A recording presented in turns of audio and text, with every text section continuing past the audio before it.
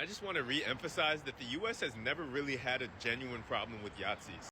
So, due to the fact that we're only ever taught about the greatness of America, we don't ever get taught about the dark side of America. So, not only did the US support the Yahtzee movement and had sympathizers, we actually inspired the Yahtzee party in a lot of their policies. Let me explain. Let's actually start right at the top with Mr. Henry Ford. Yes, the Henry Ford, the guy that found the Ford Motor Companies, that Henry Ford. Yeah, super big Yahtzee. It's a hidden piece of Ford history and American history. But yeah, he was a big inspiration to the Yahtzee party. And if you don't believe me, Ford's ties to the Yahtzee party go as far back as the 1920s, presenting compelling evidence of a financial paper trail proving that Ford subsidized the rise to power of Mr. Schmittler, who described Ford as my inspiration. Schmittler described Henry Ford as my inspiration. Let that sink in.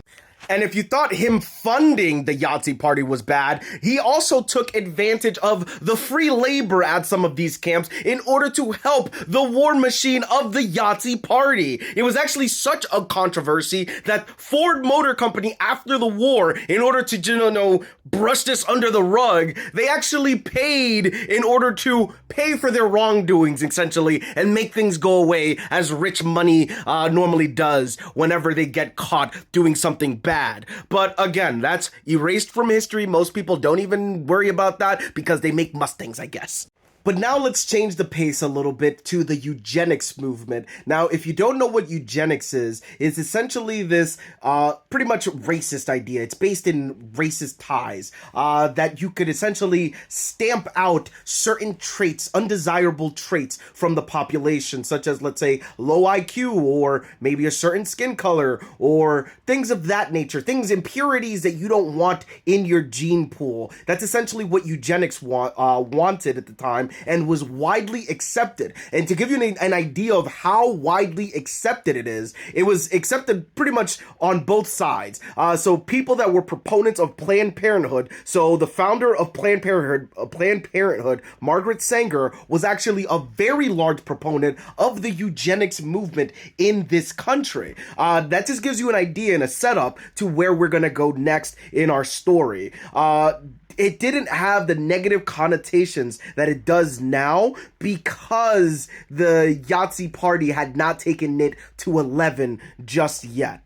But that takes us to the biggest bad guy of them all, the U.S. government. U.S. border policies actually directly influenced Yahtzee camps. Yes, you heard me right. U.S. border policies influence Yahtzee camps. I bet you didn't learn that in history class, did you?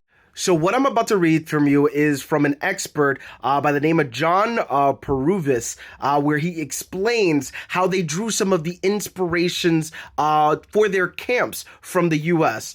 So again, this is up until 1937, when El Paso gets visits from a group of German scientists, and they're visiting because their government got word that there is a city on the U.S.-Mexico border that's doing an amazing job sanitizing their migrants. So they are told, go copy the list of chemicals that they use, copy the buildings and the way they look, these brick buildings with towers in the middle, men to the left, women to the right, copy the types of agents that they use, and they do, and they compile a massive science journal and go back to Germany. Borderland historian then added that the next year, in 1938, the Yahtzee Germany opened its first camp in Dausch. I don't know how to pronounce that. But yeah, we did that. We are the bad guys. But again, if you still don't believe me, you can get this information directly from the horse's mouth. Mr. Schmittler, in his book, My Struggle, translate that to German, he praises U.S. immigration law, where he wrote, by refusing immigrants on principle to elements in poor health by simply excluding certain races from naturalization. By simply excluding certain races from naturalization. Remember, the U.S. is actually the bad guy.